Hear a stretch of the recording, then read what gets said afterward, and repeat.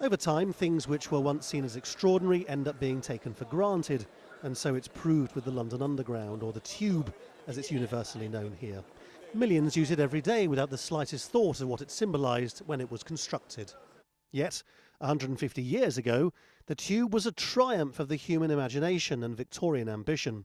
Many Londoners refused to go underground to begin with, overwhelmed with fear that the roof would surely cave in on them. The idea that you could build an underground railway, which ended up stretching across the capital, was completely revolutionary and typified the confidence of Britain at the time.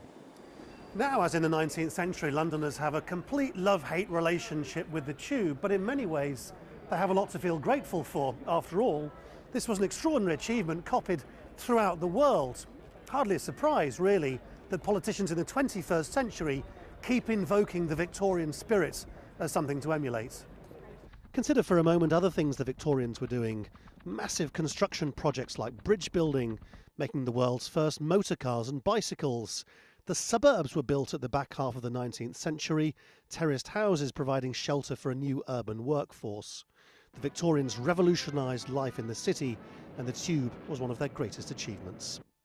Goods were moving out to the empire, and goods were coming in, and flows of money were coming in.